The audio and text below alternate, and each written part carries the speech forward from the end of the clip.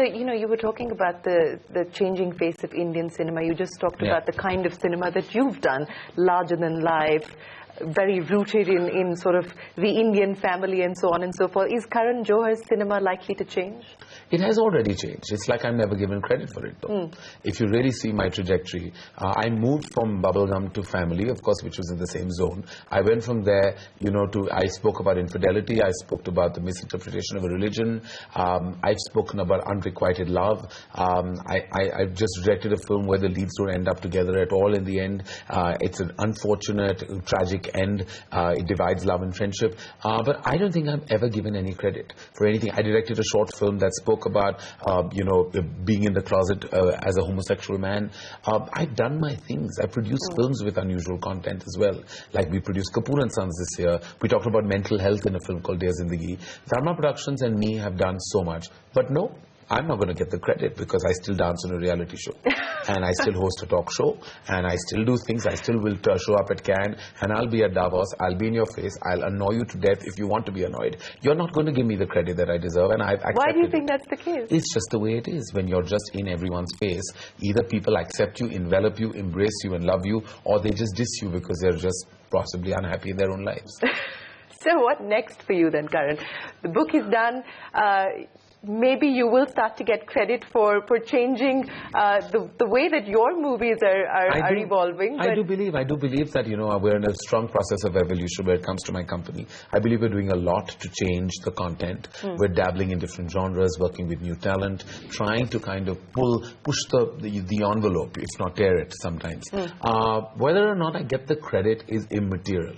I'm putting out that content because I believe in it. So where does my company, where do I lie 5 years later? I think just being far more progressive, putting out our personal perspective, because eventually what's personal is going to be connective because we eventually are a prototype.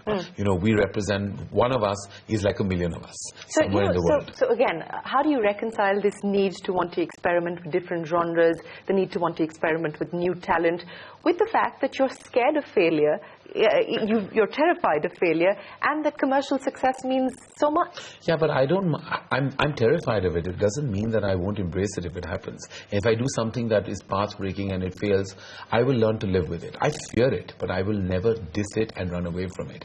I won't take the safe path because I fear failure. I fear it. It's like having a phobia.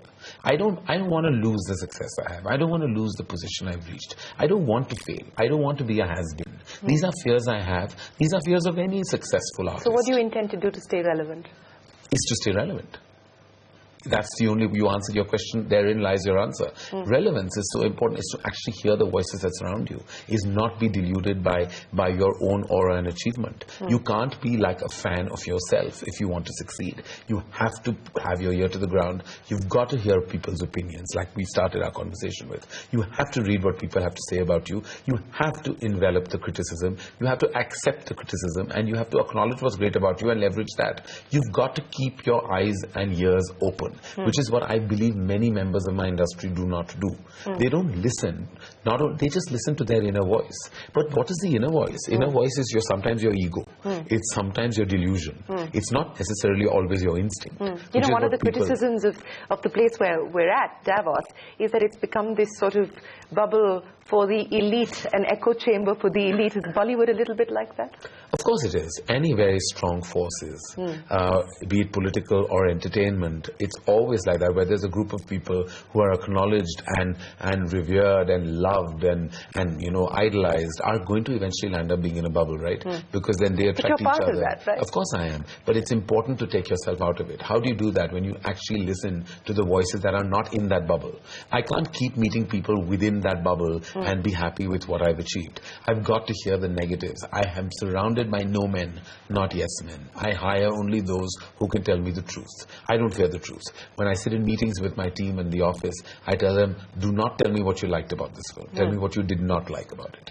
Or if you hated it, tell me. I need to know. I'm surrounded by people who tell me the truth. It's alarming sometimes, and let me tell you, it can be exhausting. Because sometimes you feel like you need like a cheat day. When I mean a cheat day, it's a day of praise. A praise that, you know, that sometimes you want to be like, oh, Karan, you're amazing. You feel like you really need to hear it. But I don't have those people in my life. I've never, including my mother. What is the worst thing that they've said to you with Ae Dil Hai Mushkil? Or I don't know if they've read the book yet, or, you know, what's the response been? No, like I've had people come and tell me like, oh, Ae Dil is, some say, like some have come up and said, it's your best piece of work, it's your most honest piece of work. Some have come and said that, listen, like I don't know what you were trying to do. Like, you know, why did you go back to doing what you were doing? I've had those people say those things to me. And I think my mother's always been my harshest critic. Like sometimes when I'm honored, she wants to know why. Or when I'm invited to a prestigious platform, she'll be like, really, why are they calling you? And Is that what she said when you were coming to Davos? No, not really. I don't think she understood the large implication of Davos. But there are many times I think she says that to ground me. And like I think she's not a psycho fan mother, you know, who like kind of like, you know, feel like everything I do is great.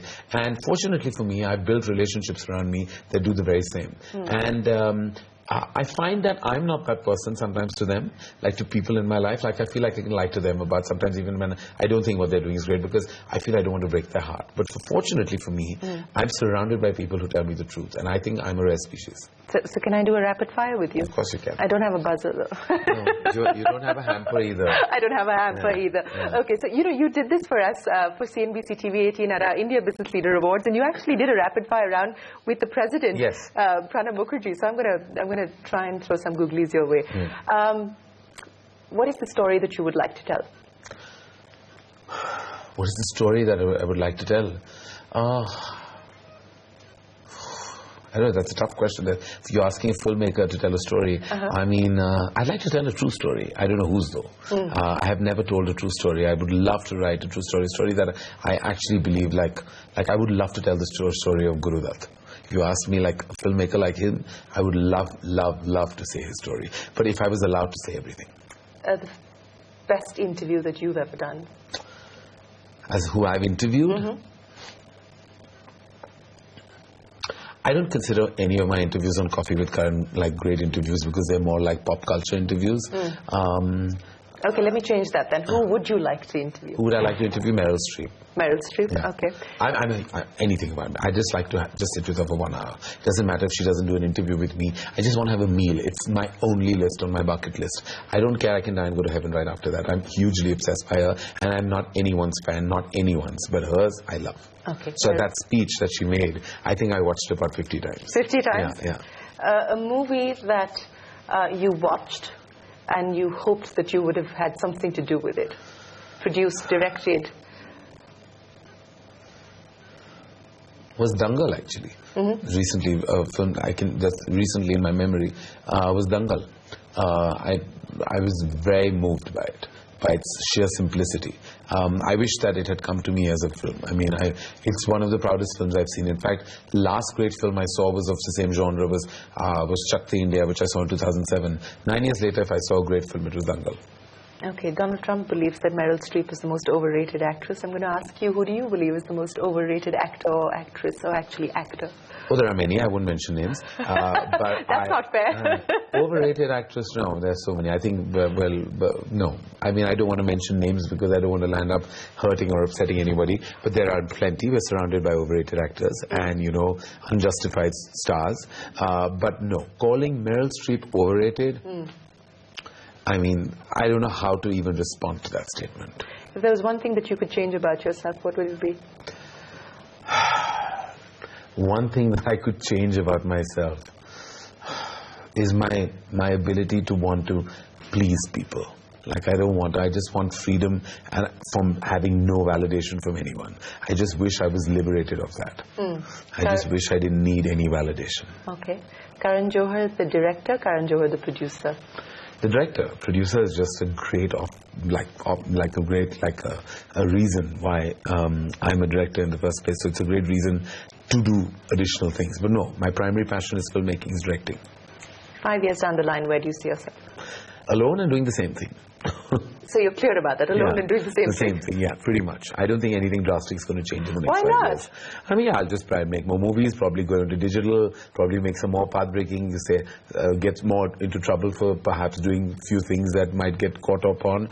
I don't know what I'll be doing, but I don't think anything drastically different is going to happen in my life in 5 years. It's going to be just me probably in more places than one, as always. What is it that you dream of? What do I dream of? Okay, I dream of actually making a film that I truly believe has made a global impact. And I believe that it should make my nation proud first. And I still don't believe I made that film. I believe I want to make that film where everyone in the world has seen it. It's a Hindi language film and everyone in the world has loved and seen it. It's my big dream. And yes, I want to win that international honor. I have my speech, not because I'm obsessed not because I'm obsessed by the Academy Award or the Oscar, because that is a globally viewed award where you're awarded with something that the world watches, and I want to pick up that statue and say, this one's for you, India. I've dreamt it, I've imagined it, thoughts hopefully become things, I don't know, but more so it's to make a Hindi language film that resonates across the world. That is my big dream. Well, Karan Johar, we wish you the very best of luck. We hope you do get your Oscar moment. Thank you very much for joining us on CNBC TV 18. Good luck with the book as well. Thank you. And thanks for your time today in Davos. Thank you. Thank you very much. Well, with that, it is time for us to wrap up this CNBC TV 18 special. From all of us here, goodbye. Many thanks for watching.